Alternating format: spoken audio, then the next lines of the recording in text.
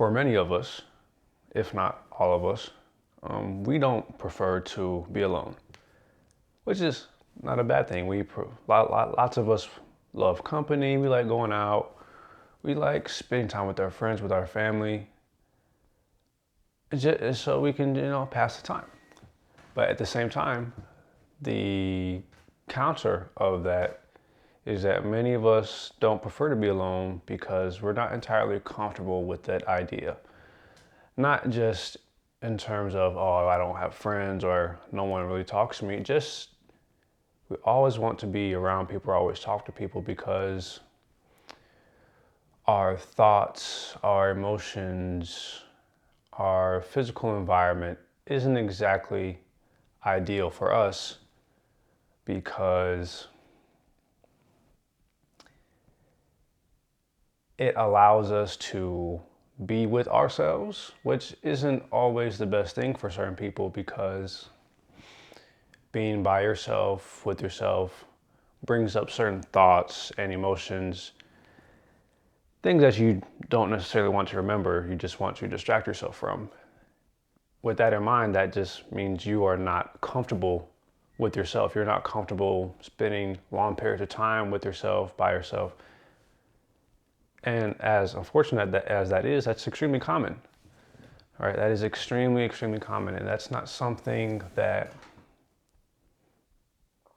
you should continue because, let's say, if you have in your relationship with somebody else, if you're not comfortable being alone and you're not comfortable, dealing with your own stuff and you're not healed when you get into a relationship with someone, be it platonic or otherwise, you're still not going to be as happy as you think you are. There's still gonna be plenty of problems, still gonna be plenty of things that come up for you and for them simply because you're not comfortable enough with yourself yet. Excuse me. So that's what this video is going to be about today. Today's video is going to be about understanding why you need to find comfort with yourself first before anything else. Because how can you be happy with anybody else if you're not happy with yourself first? It's a very in-depth topic, very hard topic for some people, but very essential at the same time as well. So without further ado, hopefully this is a shorter video, but nonetheless an interesting one the same. So let's begin.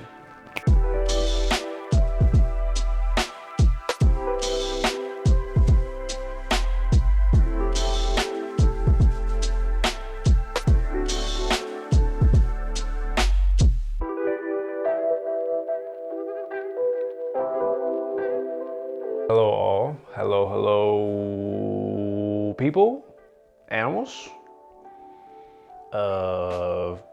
fairy godchildren, godparents. My name is Keyshawn and I am the owner, founder, and designer of all things Chasmic, Desist, a clothing brand that's dedicated to illustrating mental and emotional health issues through art and poetry, while also providing my own unique thoughts and experiences on how to heal, how I've healed, and how I think you can heal. So, like I said in today's video, it's like I said in the beginning of the video, rather.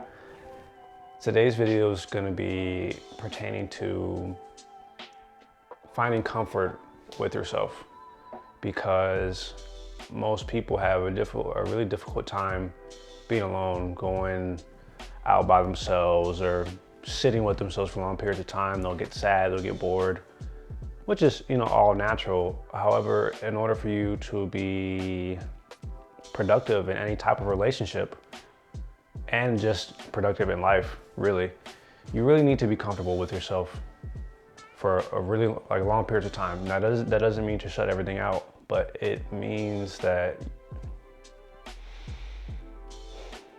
you need to allow yourself to be you in silence and in solitude. And you don't necessarily have to be around people all the time to be happy or to feel comfortable or not feel like you have to keep pushing things down by being around so many other people. So, hopefully I said that right. But before we get into all of that, I want to take you through the Chasmic Desist website. So Chasmic Desist, like I said, is a clothing brand dedicated to illustrating mental and emotional health issues. So on the website, you'll find a bunch of designs. You'll find a blog that explains who I am, what else is going on, some more in-depth explanations of videos and certain topics. You'll find, like I said, all the clothing. You'll find some interesting poetry related to all of the designs, some interesting photo shoots that correlate to those. In addition to some giveaways that I'll hold every so often. You'll also find all the links to the YouTube channel, the Instagram page, and everything else that is on there. There is some interesting tidbits of subtle information, subtle mysteries that you may find interesting. You may find exhilarating for those of you. But if you do like poetry, if you like interesting things, if you are struggling to heal, or you just want to find different ways to heal, you just want to open up your options, Chasmic Desist is definitely for you. So give it a try. Go look at the website. You don't have to buy anything. You can just watch this video. That's perfectly fine. But I definitely think that you'll thoroughly enjoy every aspect of it, every aspect that it has to offer you. So without further ado, let's begin the video. So the first point, more often than not, So for my first point, more often than not enjoying your own company is less about being bored and more about disliking who you are. Now, so I'm not trying to be rude or push, but I am trying to push a couple of buttons just to trigger you into realizing what's going on with you. So like I'll reiterate it again, not being comfortable with yourself is less about being bored and more so about disliking who you are. Not necessarily like hating yourself. We're not gonna go that far. And if you do feel like that, I encourage you to talk to a professional. But many of us, like I said in the parts of the previous video and some other previous videos, we have experienced a lot of things. Even if you're an adolescent listening to this or watching this, you could have experienced a lot of things. A lot of people have experienced very traumatic things, or they made a lot of bad decisions. A lot of people are depressed, a lot of people are anxious, people have PTSD, they get overstimulated easily, they struggle with intense anxiety. And that stuff is accentuated when you are by yourself because you have not gone through the requisite steps to heal those things, to overcome those obstacles. You haven't done the necessary homework to understand where all that stuff is coming from and how to fix it. And so, let me make sure I'm not saying "and" a lot. Therefore, when you are by yourself for a long period of time and you're sitting in silence, those things come up. Lots of thoughts come up, lots of negative thoughts come up, lots of positive thoughts come up. And the fact of the matter is that it can be very uncomfortable because let's say you did a lot of bad things.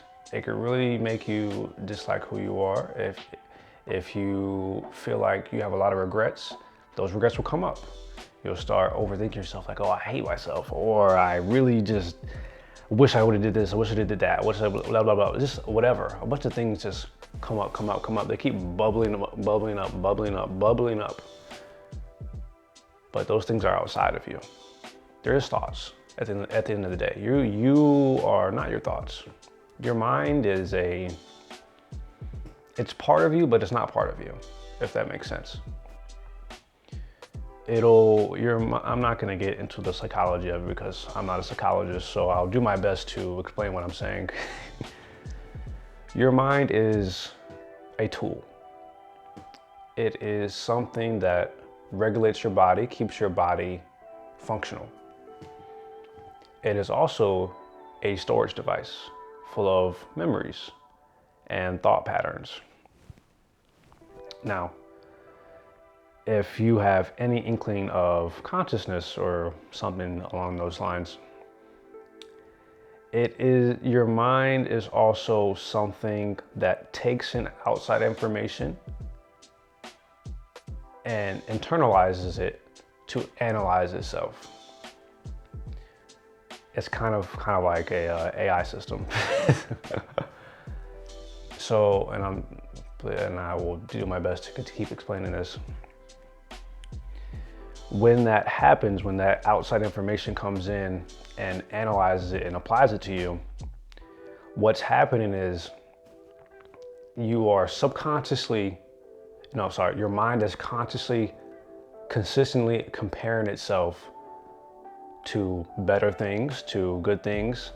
And by comparing it to you, it can say, oh, we didn't do this, we didn't do this, we didn't do that, we got to do this, we can't do that. We messed up here, we messed up there, right? All these things start flooding into you because your mind is comparing everything outside of it to you. And that can be very overwhelming. All right, and when it compares it to your memories and your traumatic experiences, it can really make you feel less than. It can really make you believe that you're broken. And you're not broken. Nobody is broken. All right, people, you're just simply adding more pieces to the puzzle. Nobody's broken. All right, that's not a thing. So when you sit by yourself for a long period of time and those types of thoughts come up, just please know they are really external thoughts. They're not your thoughts. They are coming from places outside of you. Because at the end of the day, you are your own person. You make your own decisions, but you are also affected by your environment. Right? You are also affected by your environment and what type of information you take in. So it is up to you to train your mind, to train your emotions, to realize that those things are not you. It's very important. And you should treat this type of, this type of analysis, this type of logic as a habit rather than a task. This is something that I've had to work on, and many of you, I'm sure, have had to work on. I hope I've explained that properly. But to my next point, this is perfect. So many people are afraid to look in the mirror because they can only ever see problems they don't have the strength to overcome. So like I said, with the mind, when you accept that external information and allow your mind to start doing these comparisons and these contrasting measurements, these contrasting analyses. Oftentimes, when you sit there by yourself and you observe yourself, you can't really observe yourself for that long because it's not comfortable, it's saddening. When you look at your life choices, look at where you're at in life, depending on what's happening, it can be very disheartening. And when you look in the mirror, it's hard to look for very long because all you see is flaws. You're constantly comparing yourself to what other people have, what you don't have, all your problems that you can't seem to heal because you're stuck and you have too much anxiety or you're too overwhelmed to even think about dealing with it. You would rather just push it away, push it down, and ignore it, while also interacting with so many things like drugs or people or sex or money to mask it. And that's horrible. That's horrible. And if you're going through that, I'm very sorry. It's a very tough life to live. It's nothing to be ashamed of. And these things happen. And there's many ways for you to get help if you want to get help. No one can force you to get help. You are the only one that decides that you need help, that you should go get help. So when you do make that decision, and I know you will, try your best to be consistent and allow people to help you. Allow people to help you see you for who you really are. You're hurt. All right, you're not broken, you're just hurt. And you're injured. And being hurt and injured, that stuff can be healed. And you can be better than you were before.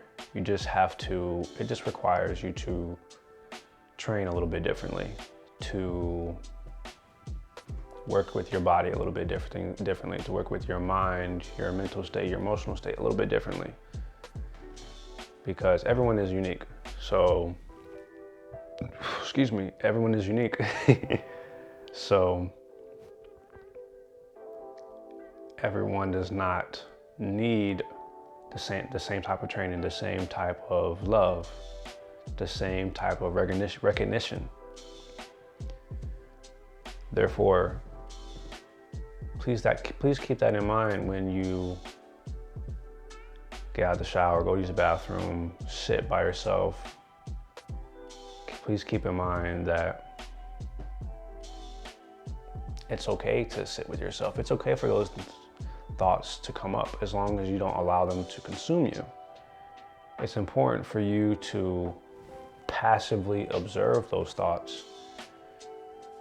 That way they don't influence you to the degree that makes you depressed, that makes you anxious, that makes you overwhelmed. What you're supposed to do is passively observe them. And if some of it does make logical sense, make sure you understand the logic of it, then take another look at it. Try to understand it more, see where it's coming from. And if you can reasonably discern the source of it, go from there. See what you have to do to fix it, see what you have to do to progress. And that is a habit, right? That is a healthy habit. And that will allow you to be more comfortable sitting with yourself, because you are in the process of developing skills that elevate the way you observe yourself in a calm manner, in a healthy manner. I think that was better than my first point. So, yeah, that's literally what I just said. So finding comfort with yourself starts with being able to allow everything to come up in a healthy manner. So yes, I just said that. So please look in the mirror, sit there, just stare a little bit. But if it's getting a little too overwhelming, go talk to somebody. They can help you. They can help you do this. They can give you some homework. Allow all that stuff to come up. And if you need to cry, please cry. If you need to yell, yell. If you need to hit something, please go outside and punch the air. Don't punch the wall or anything like that. You can maybe punch your pillow. But allow those emotions to come up, because it is not healthy to keep them pushed down, because that will only make it worse. And if you don't believe me, please reference your own experiences of when you push your emotions down and you suddenly blew up. I had a breakdown, right? It's not a very nice experience. It's not a very pleasing experience to observe if you're an onlooker. It can be a little bit embarrassing, and nobody likes to be embarrassed. All right, if you allow things to come up erratically, it can really make you feel bad. It can really make you feel broken.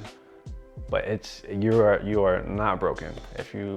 It's just that you made a decision to protect yourself, to push those things away. It is a protective instinct, and that's okay. That's normal. Lots of us do that. But what's important is to work with that protective instinct and help it understand that it is not protecting us by pushing all that stuff down. In fact, it is causing us to feel even worse. It is taking away protection, because allowing that anger to sit, allowing that depression to sit, allowing that anxiety to sit, It's bad for our health. It's bad for our mental state. It's bad for our emotions. That is not protecting our well-being. By doing that, you are not protecting your well-being. It may seem like you are, but in fact, you're being counterproductive. So please cry. Please be angry. Please be sad. Please be happy. Please be anxious. Please be a little overwhelmed, not too much. Just allow yourself to feel those things without them controlling you. And that is a skill, right? That's a skill that is something to be learned. But it is beautiful when you do learn it, because everything becomes so much calmer and so much easier. I guess that's it for that point. I think I'm speeding through these points. Oh yeah, so this is good. So once you are getting to a level where you're reasonably comfortable with yourself, you need to come back to the purpose of other people and why you're around other people, why you need other people around you, because you can't be alone forever, right? You can't be alone, can't be in solitude. There's a reason why humans prefer company. It's because we need company. But there's a purpose that other people fill in your life. There's just a specific purpose, and I'm going to explain this. One of the purposes of other people in your life, just got a notification. So one of the purposes of other people in your life is to highlight your flaws. They are a mirror of you and what you see and what you don't see. So the people will highlight your flaws and your insecurities in a manner that forces you not to hide them. And you can't even hide them because they're a mirror to you. Like they will bring out your insecurities. And you, if you think about it a little bit more, if you think about your friends, you think about your family, you think about your coworkers, you think about random passerbys that you interact with, you'll soon understand that what I'm saying is true. If certain people say certain things to you and something comes up, like you have a negative reaction, that's an insecurity. Their purpose is to highlight the insecurity, whether you think of whether or not you believe that or not. Their purpose is to bring up those flaws, to bring up those insecurities, to force you to face them. And if you continuously choose not to face them, you will keep repeating the same cycles in life. You'll keep meeting the same people. You'll keep being in the same types of relationships. You'll have a type, a toxic one, romantic or platonic. It's like life is trying to help you. Life is trying to help you, really. It's not trying to punish you by bringing up all these types of people. It's trying to help you recognize who you are and what you need to heal. And it does that by bringing in reflections, by bringing in things that force you to look at yourself and forces. Let me try to explain this. Going back to the mirror, when those types of people come up, imagine them holding up a mirror. This is a magical mirror.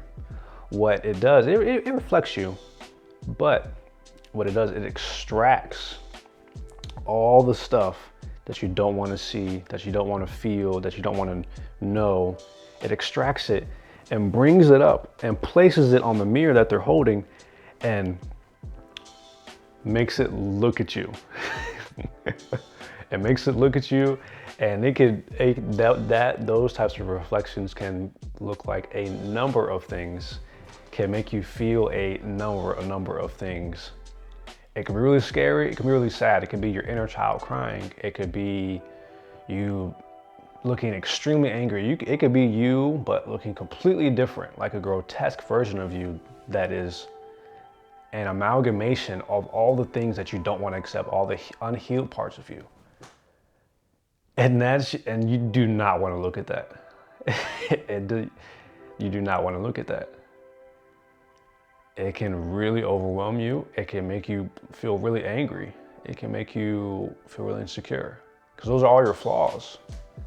Those are all your unhealed aspects. Those are all the aspects of you that you're choosing to ignore. Right? And this is not for everyone that comes into your life. This is for specific people, right? Obviously, there's people in your life that come into your life to heal you, to support you.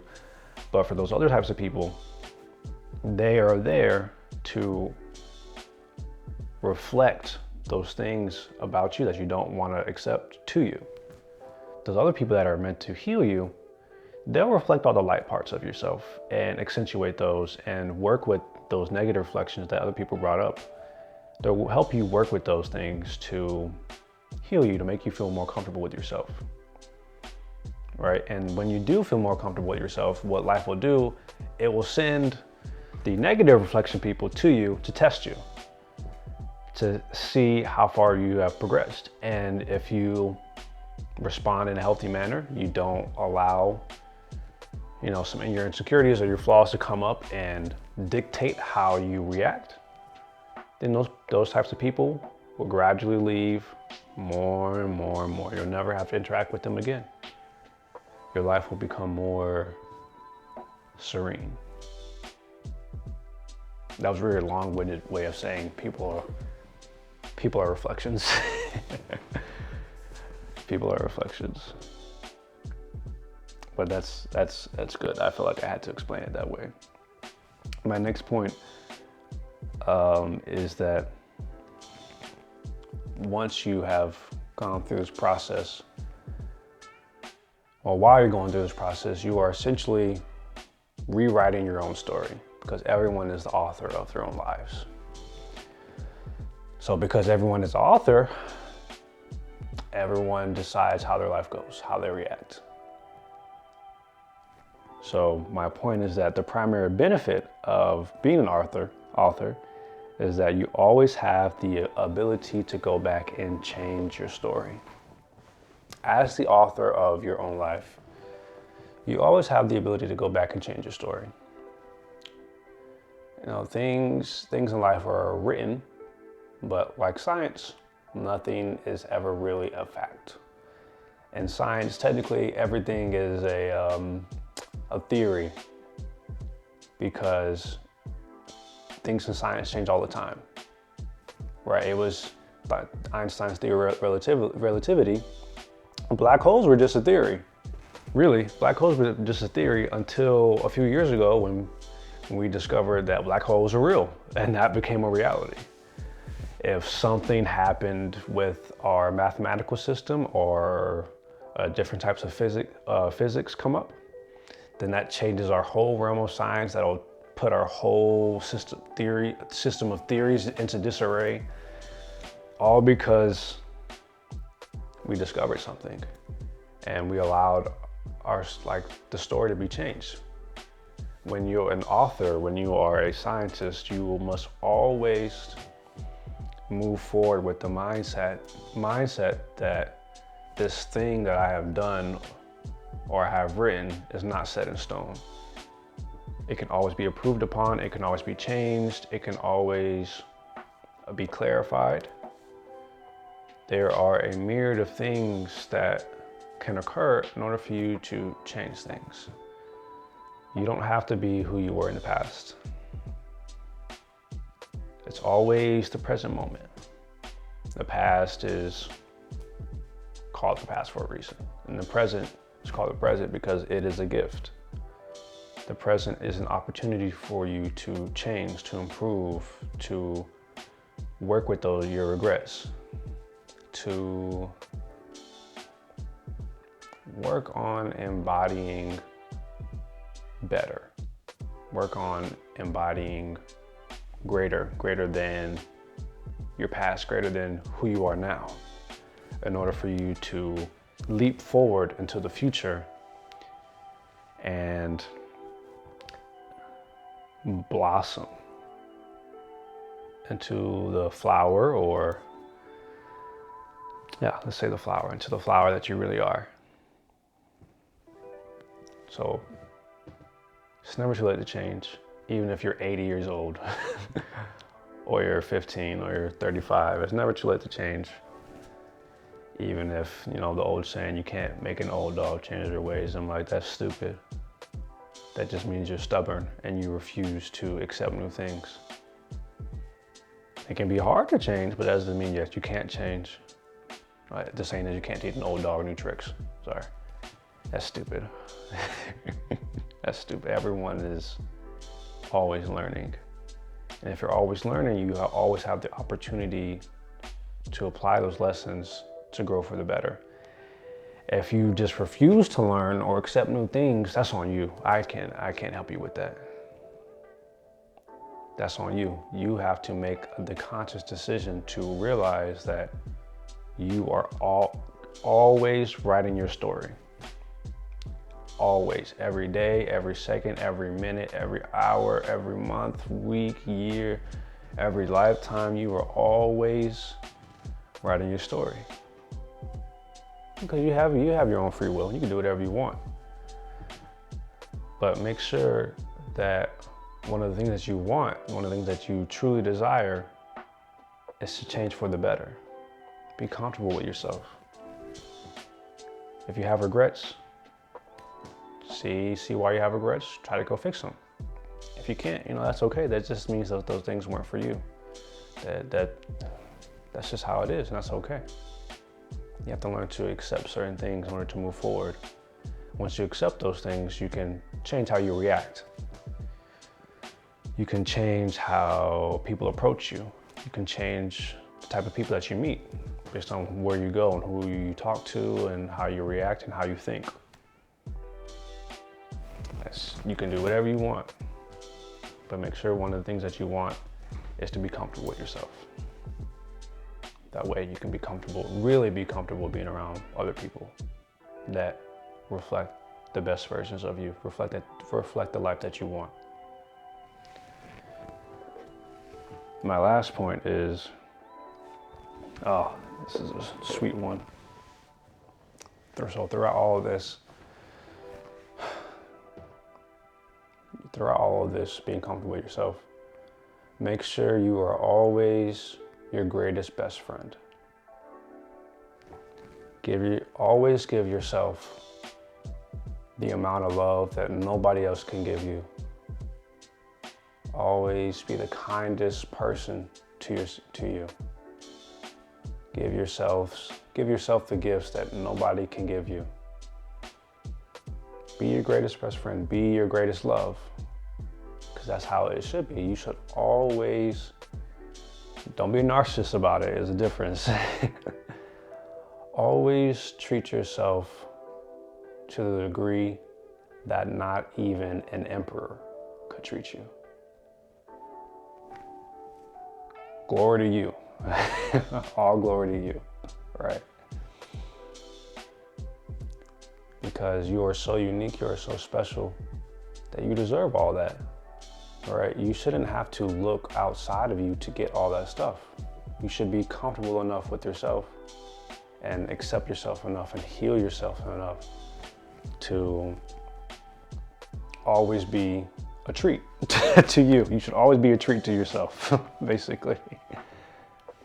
That's really such a beautiful thing. That's a wonderful thing. That is a euphoric experience to be that type of person for yourself, to be that type of person for your inner child, to be that type of person for the darker sides of you. Because being that type of person for those things or those aspects of you just brings more light onto those things and makes them feel warmer, and you feel warmer, you feel more love. And then when you do that, that type of energy just leaks off of you onto other people and onto your environment, and that attracts some really interesting people, some really interesting things, some really wonderful things, some really wonderful people, because they are reflecting who you are. If you are your greatest best friend, you will only attract the things and people that are similar to that. They can't always match it, right? Because you can't always match everything, but they'll try to come really close. And your life will feel so much more joyous. You will feel so much more whole because you are whole. And those people and those things that are coming in just add more things to you. They just add more. Yeah, that's all I gotta say. Be comfortable with yourself. Allow yourself to sit with yourself. Allow thoughts to come up. Allow yourself to cry, be angry, be sad. Don't feel overwhelmed. And it'll be all right. So I'm gonna end this video. That's all I had to say. Like, comment, and subscribe. Like and share. Go check out the website. I feel like I have something more to say, but I can't put words to it. Make sure you love yourself a little bit more every day. So with that, I bid you adieu. I love you always, forever and always. Thank you all, and please come again. Check out my other videos and maybe buy something. All right, peace.